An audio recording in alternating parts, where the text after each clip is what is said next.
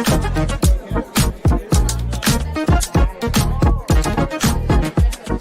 and gentlemen, please welcome to the stage, Mike Zakarian.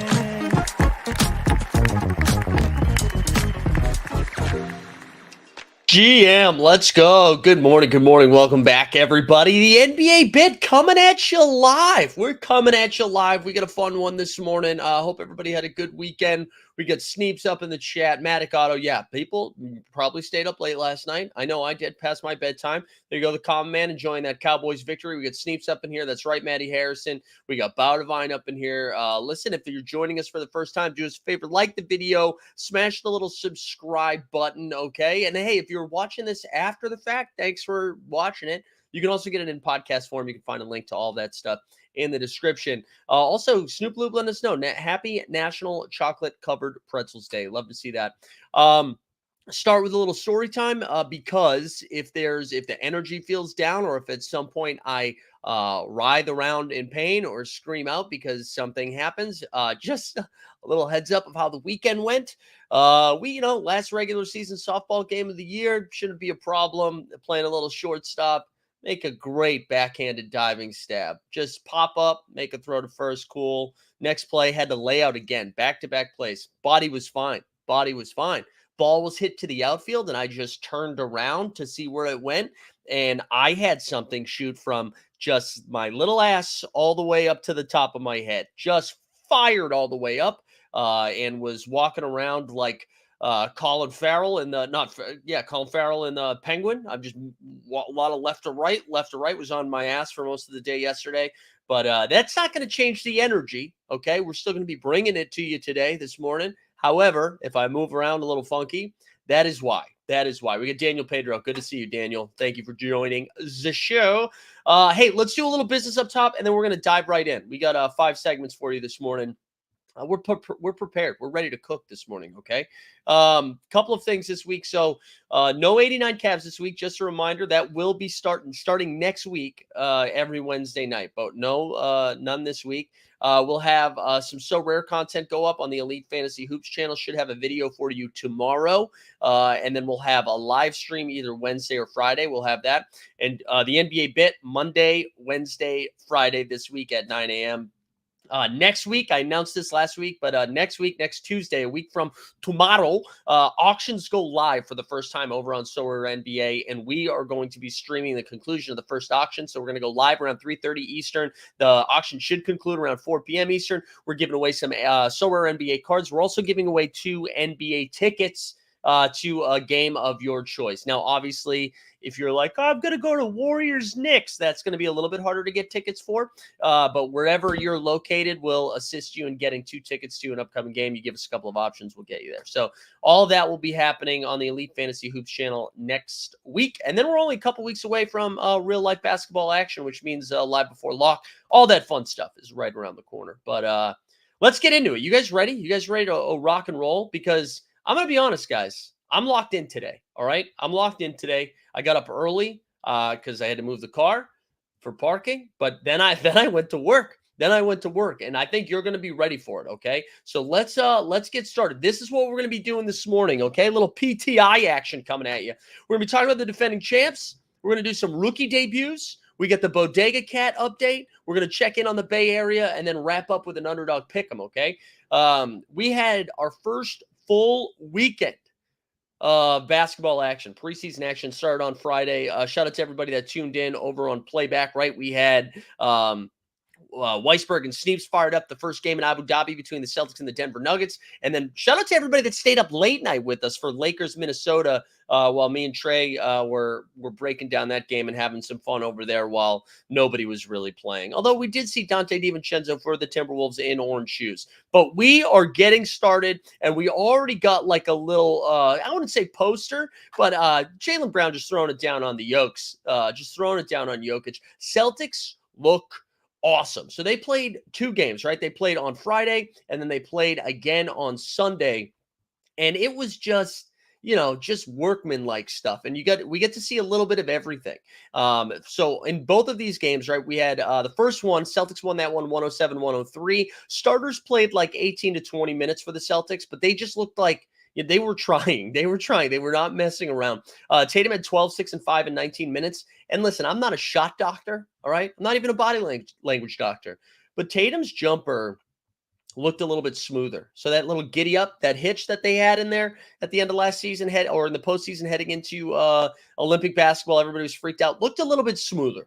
So maybe put your pitchforks down. You turn the alarm down a little bit. I think we're okay. Tatum looks good. You know who looks great though in both of these games? That's Jaylen Brown. Jaylen Brown looked absolutely awesome. Absolutely awesome did JB look. He was doing a little bit of everything in that game. Fresh off his Hot Ones debut. Okay, looked awesome in Hot Ones. Kept his sunglasses on the whole time. He's looking really good. But the game one was Peyton Pritchard. Okay, fast PP was out there. Celtics great. Fast PP. Peyton Pritchard dropped 21 off the bench. It was like he was playing the Detroit Pistons. That's a little callback to a Jaylen Brown quote. Jokic still doing Jokic stuff. He had 14, 8, and 5 in those 17 minutes. Jamal Murray looked a little rusty, bounced back a little bit in the second game. But I did want to shout out, because we've been talking him up quite a bit, Julian Strawther.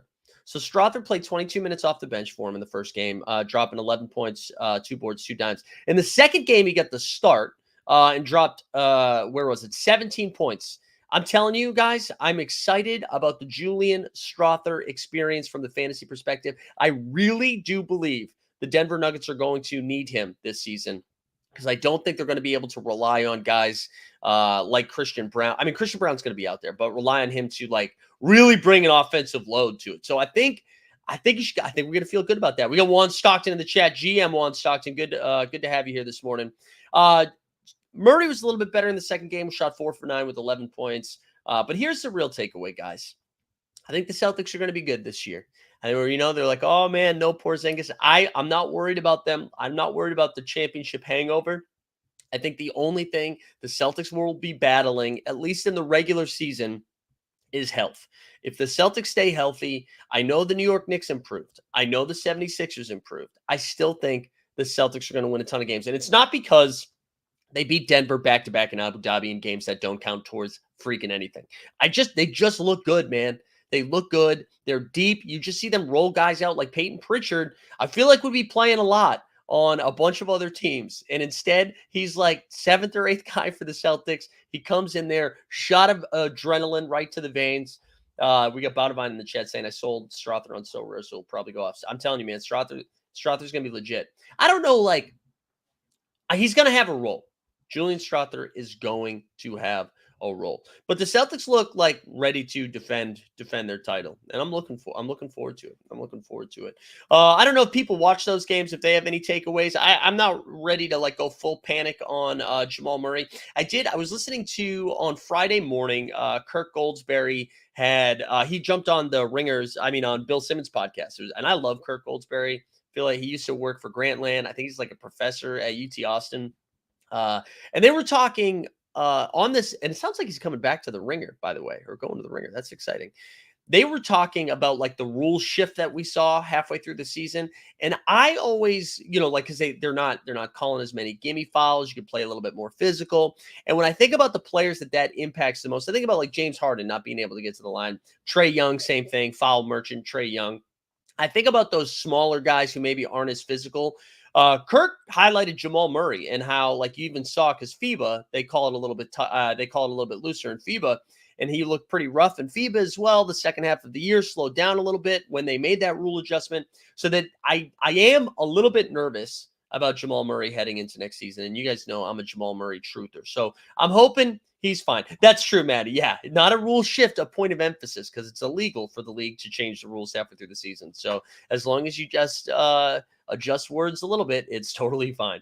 But I think that will be something to pay attention to early on in the season. I'm again rooting for Jamal Murray. I'm hoping he's healthy and good to go. And clearly Denver's going to need them. I don't think if Jamal Murray gets off to a slow start, I'm not saying Denver's going to be terrible, but they're probably closer to 4 to 7 seeds than they are 1 to 3.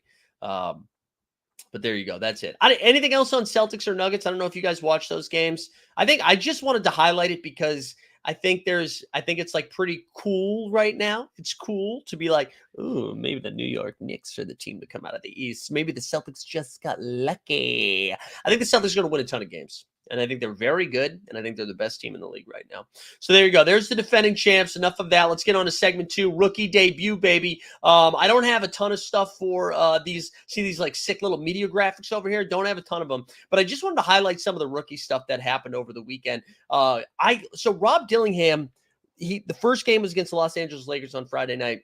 And I'll be honest, I was a little bit nervous about Dilly Bar, okay? And I think we should make that nickname happen. I don't know if he's got a nickname already, but I want to throw it out there. TM, trademark, Dilly Bar. For those of you who are young or didn't have cool parents, Dilly Bar, a staple of Dairy Queen, all right? That was a go-to post Little League treat. And it was a small treat, nothing too crazy, just ice cream dipped in some chocolate, okay? That's it. That's it. And that's Rob Dillingham. Nice little treat. Nice little treat.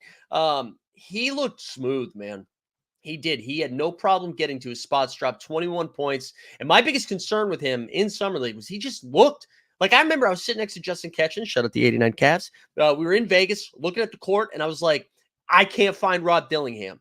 Because I was like, there's no way it's that tiny man. And it was that tiny man. And if he's looking small in Summer League, I can't imagine how small he's going to look like when like actual NBA players start playing against him.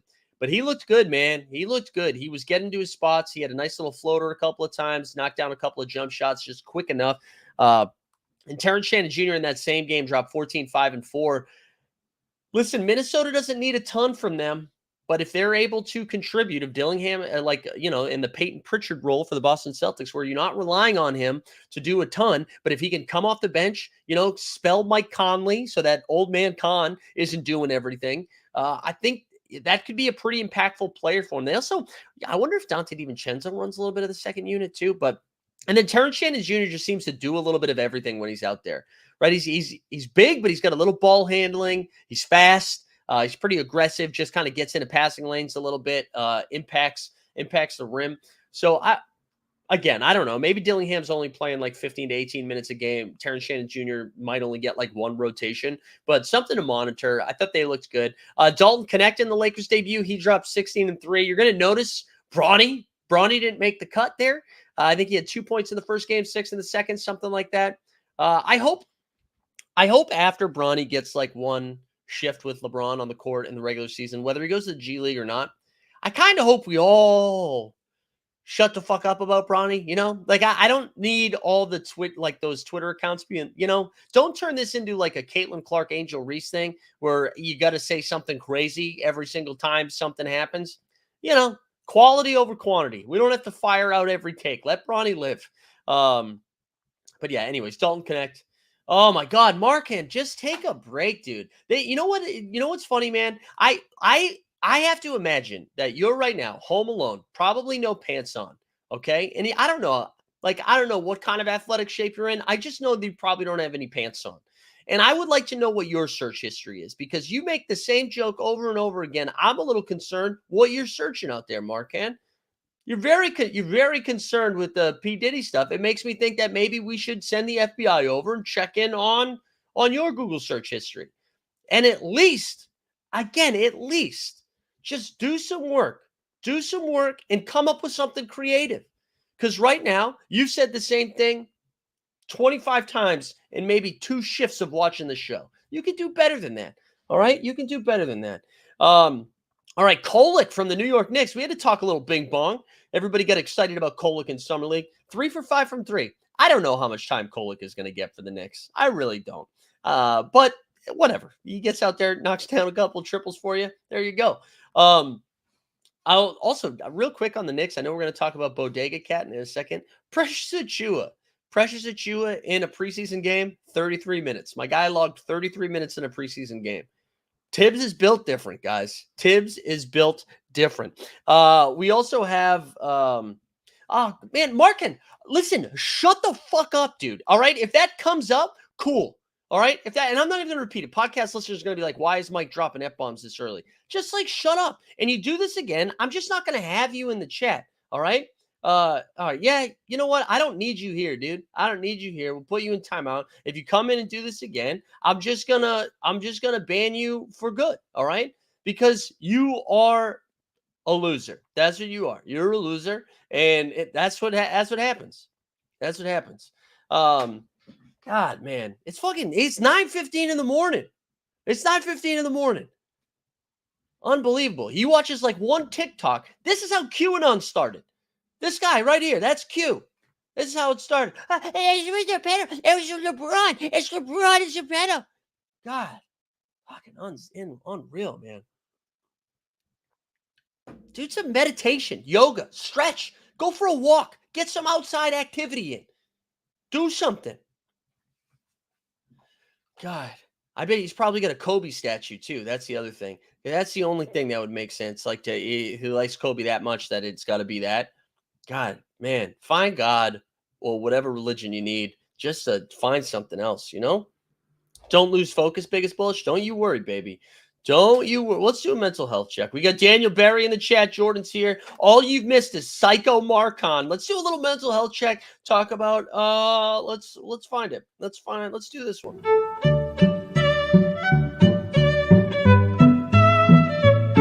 We can't go down this road. We can't talk about like how you need to have had sex in order to have responsibility. I just think it changes you, I think it changes you.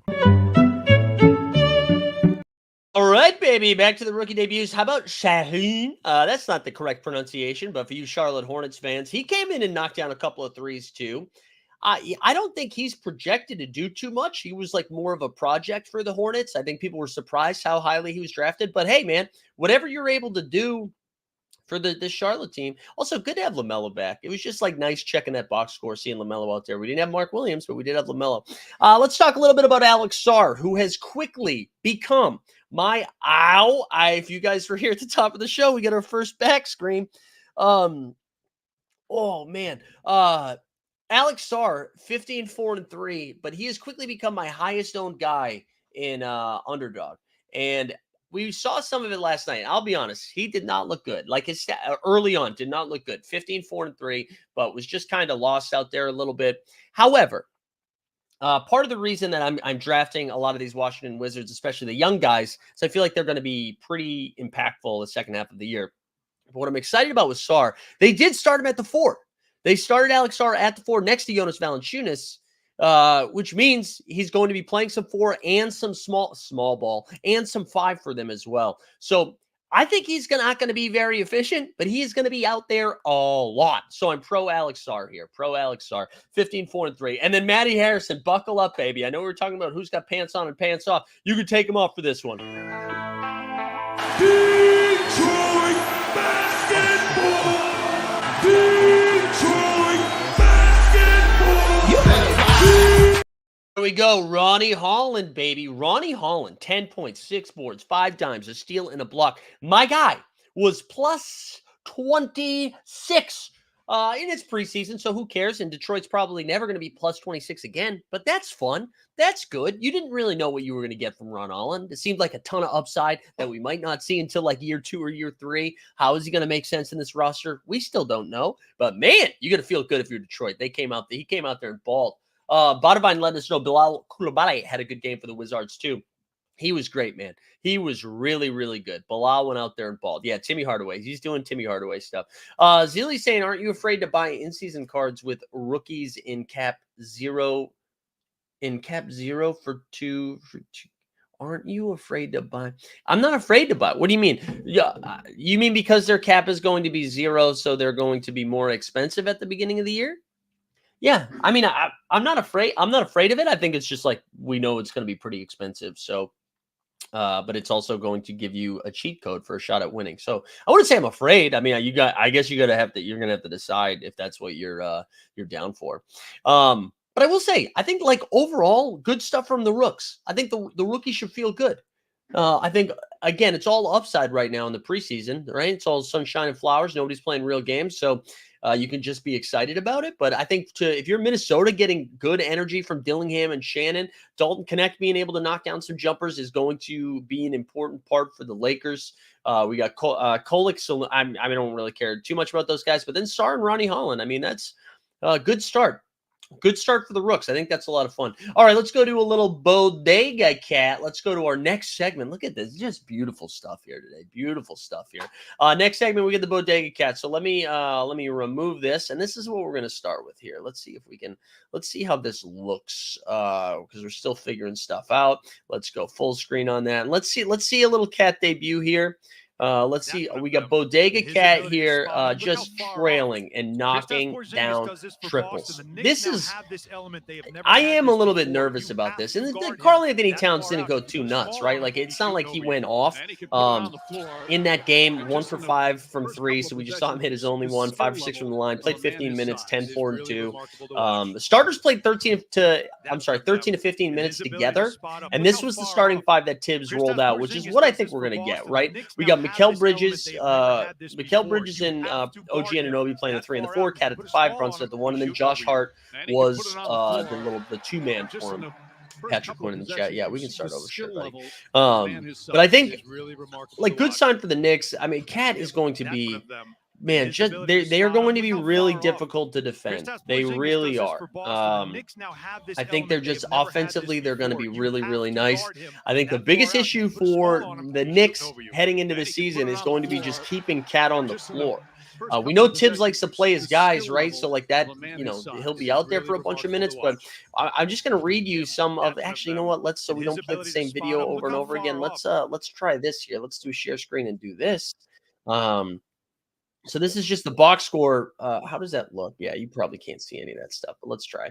Right, you got Bridges playing 13 minutes, OG 14, Towns, Brunson, and Hart all played 15. I mentioned Precious Achiuwa. Like, Precious Achiuwa is going to play a ton of minutes for this team, man. He played 33 minutes in the preseason, but you look at some of the other guys. They've got the other Toppin bro, right? It's Jacob Toppin, Josh Toppin, not Obi Toppin. They got Chuma Okeke, former Okeke? Chuma, former Orlando Magic great. They're playing forwards. Jericho Sims played 21 minutes, and that is not good for you, New York Knicks. Bing bong. Deuce McBride, game 25. Landry Shamet faced with 27. Kolek with 14. So Mitchell Robinson's still hurt. He's going to miss some time. But that's the rest of the guys that didn't play for them was McCullough Jr. He's not going to get on the floor.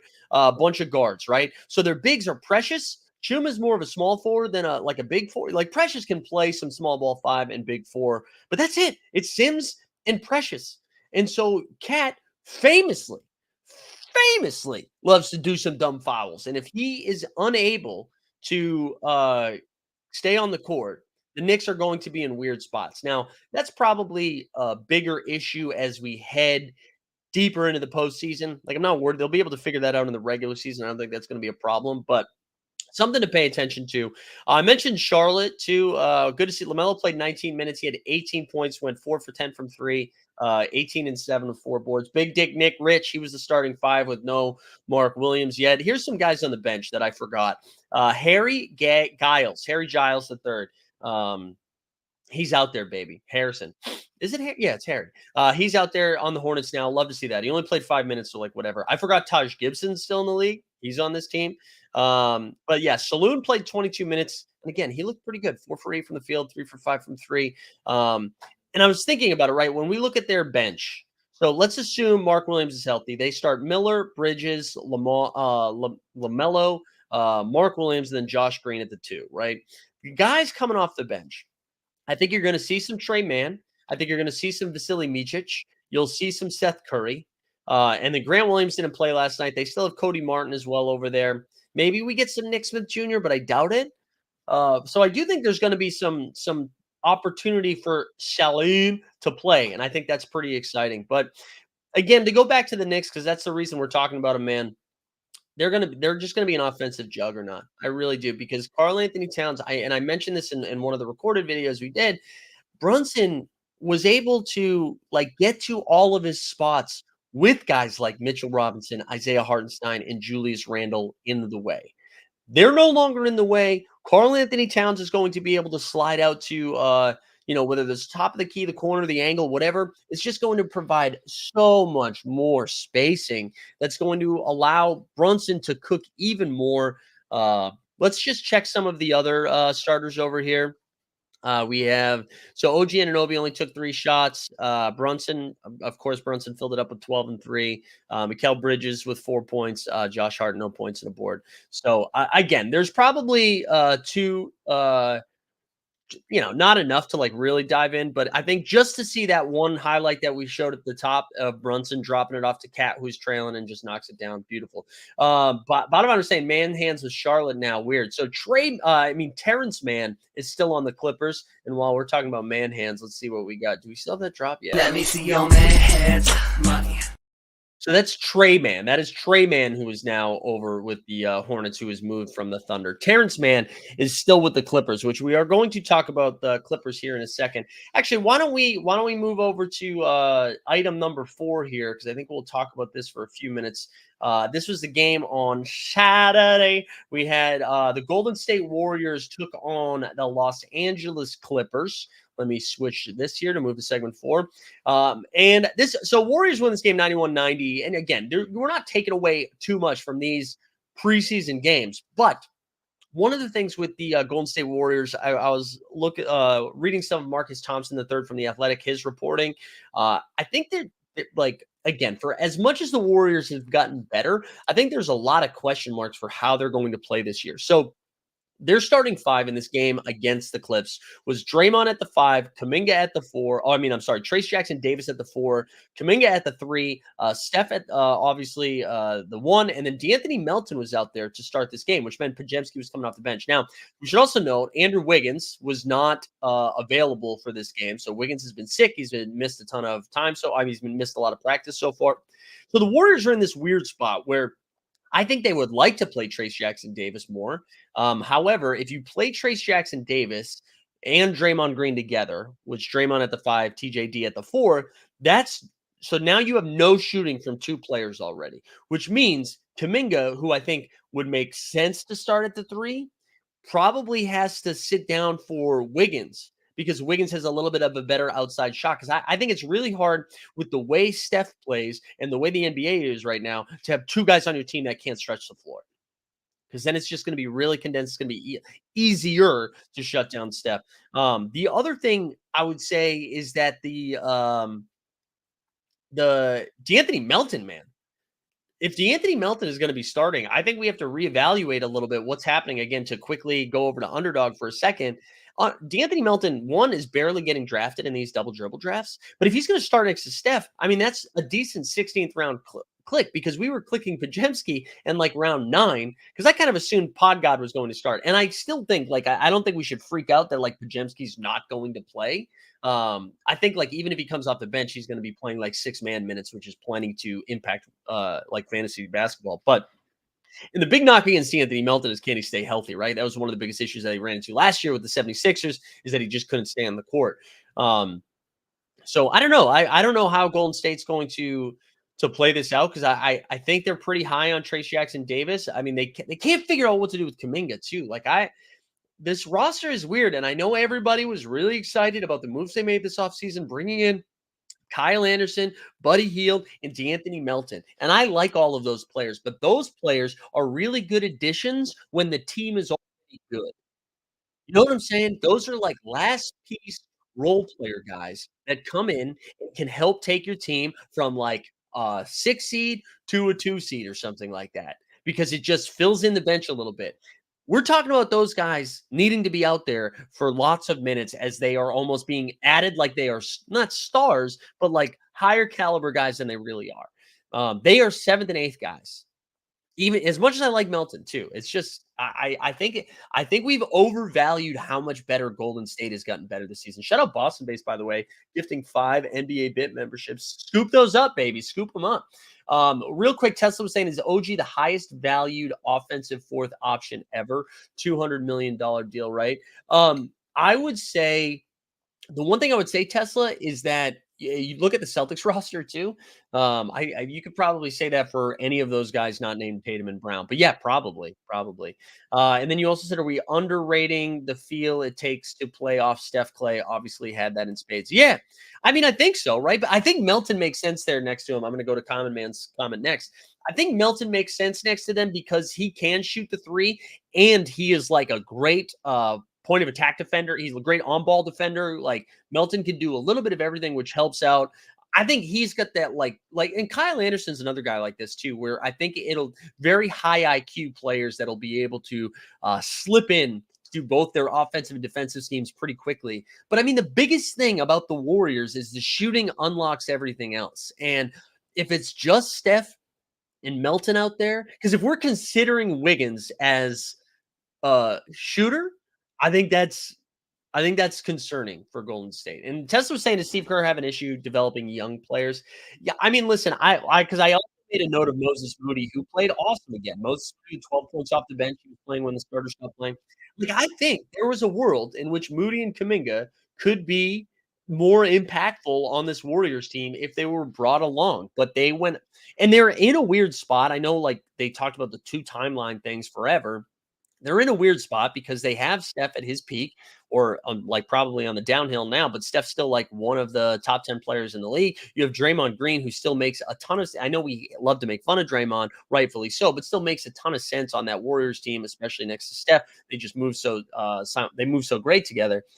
But because they've like continued to focus on grinding out these like first round playoff exits and play-in opportunities, guys like Kuminga and Moody, and Kuminga has his faults too. This isn't all Golden State, but guys like Kuminga and Moody haven't really had a chance to develop. And then, like, if you're not going to play them and you're not going to develop them, we're now at the point where you need to rely on them, but they haven't had the opportunity to grow. So you should have traded them. You should have traded them for pieces that would help you win right now. And instead, they're in this like weird no man's land. And honestly, I keep going back, and I know Wiggins has had some off the court stuff, and I hope everything's okay. I know he lost his father recently. I think so much because of them winning the finals. And listen, it's worth it. If you won the finals, it doesn't matter. You won the finals. So like whatever now, what happens now, who cares? You won the finals. But I think what they saw from Andrew Wiggins in the finals had them recalibrate what they were doing moving forward. They're like, do we need to develop Kuminga to be that guy? Because we have Wiggins, who is the second best player on an NBA Finals winning team. But then Wiggins never did what he did again in that NBA Finals. Like, that was just one of the all-time heater runs. That would actually be a fun segment of like what NBA players have like in a short amount of time completely like shifted what you thought about them, but then didn't continue to do that. You know what I mean? That was like a 4-week run. Just incredible stuff. Maddie Harrison says, you won the finals. It doesn't matter what it is. It doesn't matter is what I tell myself whenever I think about Darko Milicic. Listen, you know what? Let's do it again. Detroit basketball! Detroit basketball! All right. So to go back to Golden State here for a second before we talk about the Clippers, I think it's going to come down to this for the Warriors. If they want to play Trace Jackson Davis more, they're going to have to figure out some shooting. And I don't know if that means they do 3 guard lineups, like maybe Melton can defend bigger than he is, and they do something like a Curry, Melton, Podziemski 3-guard rotation along with Trace Jackson Davis and Draymond Green, because at least that like maybe you have Draymond running the ball, you get those 3 shooters running around, and then TJD closer to the rim. Excuse me, guys, still battling that cold. But if they're otherwise, we might just see Trace Jackson Davis play backup 5, and then they run out like Draymond, Kuminga, Wiggins, and then 2 guards. Yeah, I don't know. I think they're in a really weird spot, and I'm not very bullish on them making any sort of noise in the regular season or in the postseason this year. And I think it just might be like Steph Curry appreciation, where we see him go for 35. We check in on that. But I don't know how many times we're going to be like, ooh, we got to turn into this big Golden State game tonight, unless it's just for nostalgia and vibes. So I'm pretty down on Golden State heading into this year. But another team I'm down on is the Los Angeles Clippers. And really, one of the better quotes that I've seen. Actually, let me see if I can pull up video of that. I should have done that ahead of time here, but let me see if I can pull up any video on that. Here we go. I think I can do it. Let's see if we can hear audio on this. Let me stop sharing screen. Let me go over to Twitter. I think we should be able to hear video. Hold on one second, guys. Wait, why am I hearing other video here? Oh, it's this one. I was like, what is happening? All right, hold on one second. Let's share screen. Let's hear from Kawhi here. This was, I think, either right before or right after that game against the Warriors. I mean, just the new guys, just watching them, the new additions we have from, Actually, hold on one second, just to give you more context. Kawhi was asked who stood out to him at Clippers training camp. Who stood out to him at Clippers training camp? I mean, just the new guys, just watching them, the new additions we have from, Chris Dunn to Derrick Jones Jr. To some of the young guys that we brought in with Kai Jones last year, and just seeing, how they could develop. So just watching them from day one to day two to day three, just seeing their progression. But nobody stood out to me. Nobody stood out to me. Nobody stood out, says Kawhi. Kawhi, who on your team is popping off a little bit? He mentioned Kai Jones and then said nobody. The Clippers are screwed. They are screwed. In this game, obviously Kawhi is not ready yet, right? So in this game, their starting five, they had Derrick Jones Jr. at the 4, Ivica Zubac at the 5, James Harden, formerly known as Luka, apparently, starting at the guard. And then they rolled out Chris Dunn and Norman Powell. And I'm going to be honest, I forgot Chris Dunn was on this team.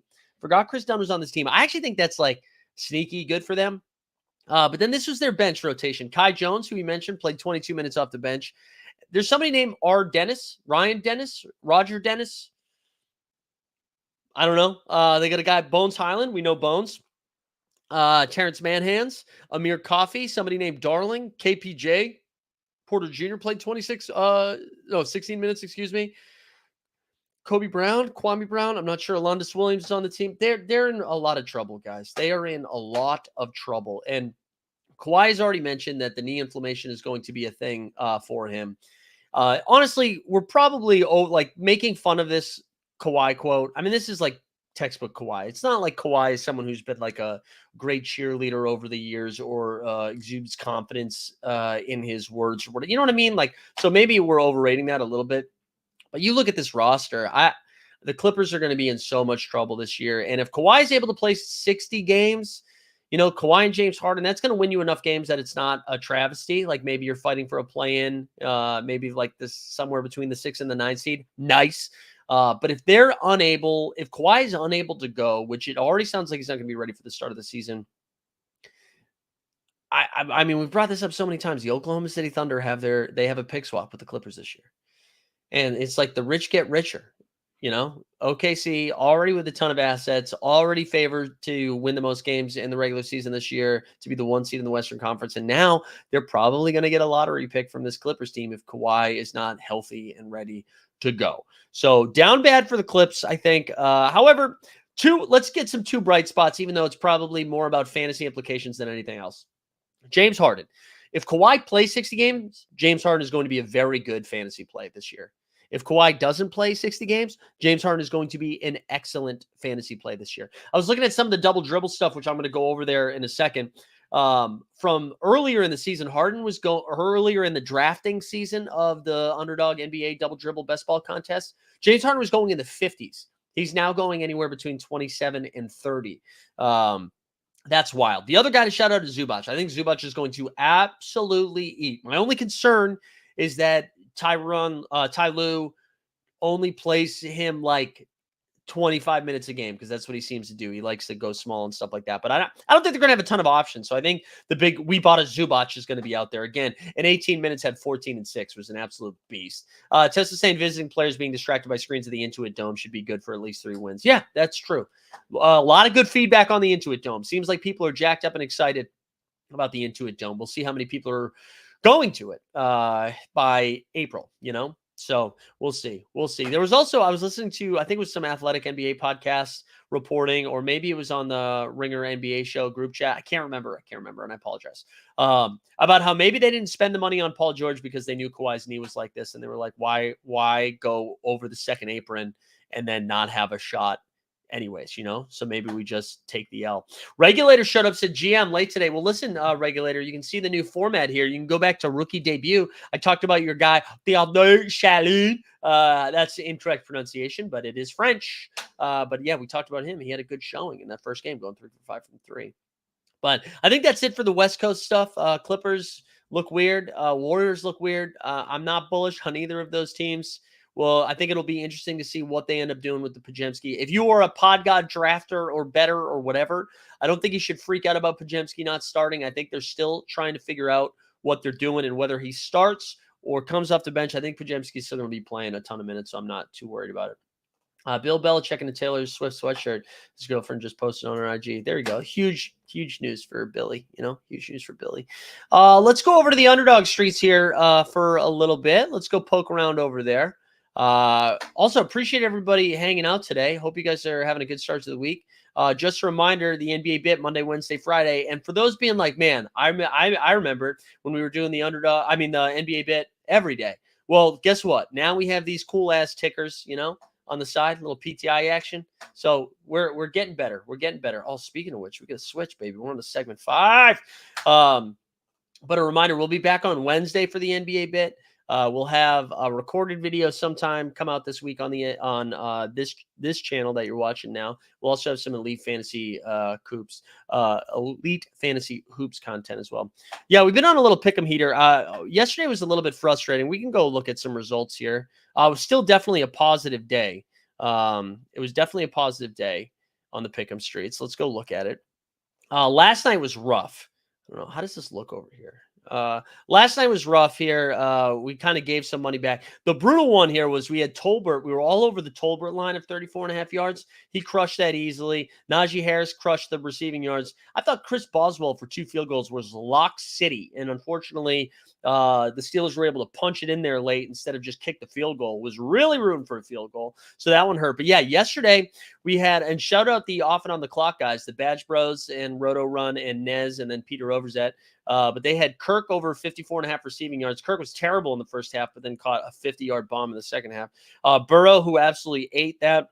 Jamar Chase, who had 2 tutties, and then Parkinson with 7 receptions. That was a nice one. And then the other one for 455, we had Jaden Reed crush, Tucker Kraft crush, Braden Narvison with a couple extra points, or a few of them, excuse me. Jordan Whittington got over 4.5 receptions, and then Parkinson again. So that was a nice one. Yeah, so we did okay drafting as well.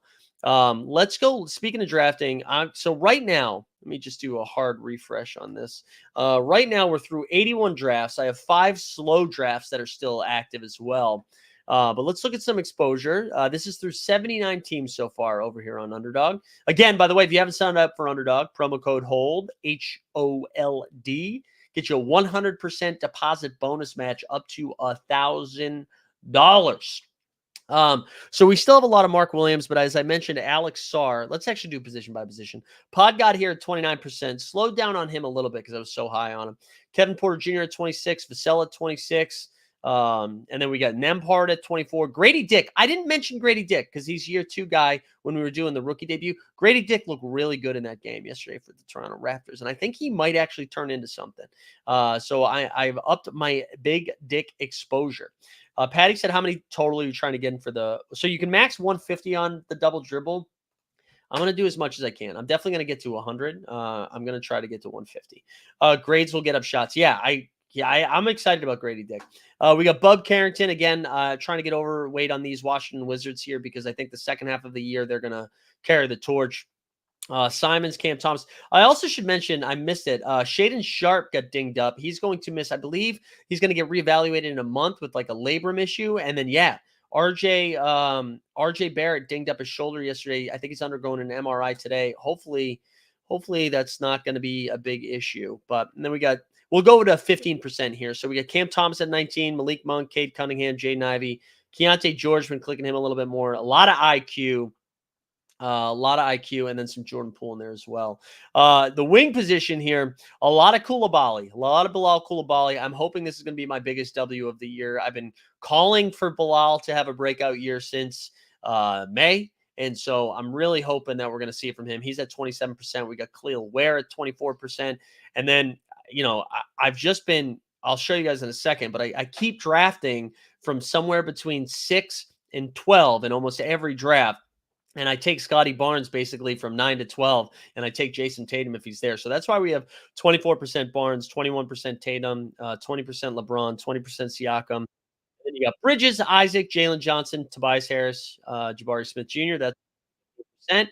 And then when we look at the big boys, I mentioned Alex Sarr. And then we get Draymond Green. Draymond Green is going. I was talking about this with Jeb and TST last night. And how do you? Draymond Green is going in the last round, like all the time. I don't really understand that. He's going in the last round, like every single draft. And I'm not saying Draymond Green is a fantasy superstar, but he's like going behind guys like, Reed Shepard and Ben Simmons. And like, I don't know. I don't understand it. I'm at 20% Zion, trying to click him less because the playoff structure is pretty bad for them. We got 8 in Okongwu, and then Jaren Jackson Jr. is my bigs, over 15%. So there you go. That's where we're at. That's a little roundup for the draft exposure. I'm going to try to check in on that every Monday. Well, maybe I'll check on Friday too. But let's go. Let's build a pick'em for tonight. Let's do some Monday Night Football. Let's do some football. How much brownie do you got? Says Jump Shoot. Jump Shoot, great to see you back for the NBA bet, Jump Shoot. Good to see you. I know you've been grinding the baseball streets. Also, let's go Mets. Baseball's been fun. And before we do that, how about the Liberty, baby? How about the Libs? Liberty knocking out the Aces, kept all the receipts from last season with Kelsey Plum running her mouth. Aces are done. Aces are done. We got game 5 between the Connecticut Sun and the Lynx. I believe that is tomorrow night, with game 1 of the WNBA Finals on Thursday. Yeah, DJ Local saying Draymond could have spike weeks. Yeah, that's what I mean. Like I'm not taking Draymond as like my first big. And just a reminder for the best ball structure, you only play 1 big a week, and if you have 2 bigs pop off, a big can be in your flex spot. But so like I don't need Draymond. I just need Draymond to cover me a couple of times. But anyways. All right, salute. Yeah, there we go. Jump Shoot. All right, let's figure out a pick 'em tonight. So we got the Chiefs against the Saints. Right, we know the Chiefs are kind of beaten up here with no no wide receivers, no Rashee Rice, no Hollywood Brown. So I bet the worthy number is going to be pretty high. But can I tell you guys something? What about Noah Gray? Noah Gray's line, 20.5 receiving yards. What do you guys think? I kind of like the over. I kind of like the over on Noah Gray. Anybody mad at it? Also, if you have some NFL takes, throw it into the chat right now.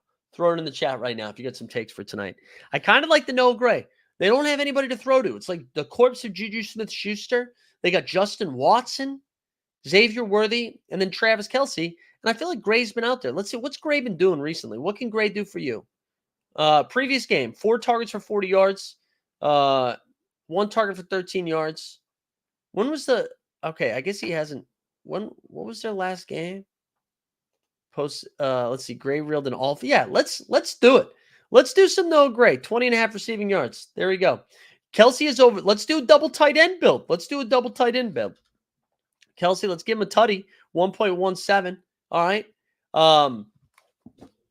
Let's figure out the Saints here. Do you think Shaheed has a bounce back? No, we don't have to worry about Taysom Hill cucking anybody here. So maybe the Kamara total yards. I kind of like going back to Rashid though. Patty interceptions over. I mean, yeah, they do have a pretty good defense, right? You know what though? It's 0.89. I know he's thrown a ton, Patrick, but because it's less than 1x, I don't know. I'm not saying it's a bad bet. I don't like that it's less, that it's 1.5. I mean that it's less than 1x. 51 receiving yards. I kind of like that. Let's do that. 51 receiving yards. That's 7x. Do we have any of the boosts? No boosts yet. What do you guys think? Should we do it? I don't think it's going to let me put a pick in yet. 25 to win 175? It's going to say I'm using a VPN. I am going to do it, though. I'm going to put it in right now. So here we go. I'm going to throw it in here right now. We'll do it on the phone.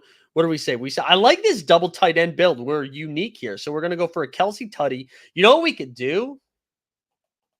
Stan, what about, so Kelce 2 touchdowns is 6x. Is that crazy? 2 touchdowns for Kelce? Is that too much? What do you think? 6x though. 6x. It's a little spicy. All right, let's stick with what we had. And then maybe you guys can build your own of that later. All right, Shaheed over 51.5 receiving yards. Kelce with a touchdown, and then Noah Gray over 20.5 yards. I'm going to put 25. That is to win 175.50. There we go. Lock and load, baby. Lock and load. So and now I can show you guys because it's in. Pick them. Let's do it. Kelsey Tutty, Shaheed over 51.5 receiving yards. Noah Gray over 20.5 yards. Let's go. Let's go. Lock and load. Lock and load. All right, guys. Anything else? I think we did it. I think we covered it. Also, we got Yotza up in here. Let's go, Yotza. Monday, Wednesday, Friday, NBA bit this week. League Fantasy Hoops will have some stuff up. Hopefully Tuesday, Wednesday, and Friday this week. And then, I don't know. Maybe something else too. No 89 Cavs this week. Just a reminder. I feel like there was something else I have to plug that I'm blanking on right now. Stay tuned. Hopefully going to have a YouTube feed up for our new show either late this week or early next week. The new podcast I'm going to be doing with Trayvon Edwards, who, again, if you tune into the NBA bit on Friday, we're going to be co-hosting that show together. I'm very excited about that. It's not going to be a live show. It's going to be a recorded show that goes up every week. So hopefully you guys are locked in and ready to go. But that's going to call it for me. That's it for me today. I'm going to go rub one of those BioFreeze sticks on my back before I walk the dog, and I'm going to be like the penguin, just kind of waddling around. But anyways, hope everybody has a great start to the week. Enjoy some Monday Night Football tonight. NBA preseason. We're close, baby. Just a couple of weeks, and then it's basketball time. Go click all the links in the show notes, all right? Boost that algo. We out, skis.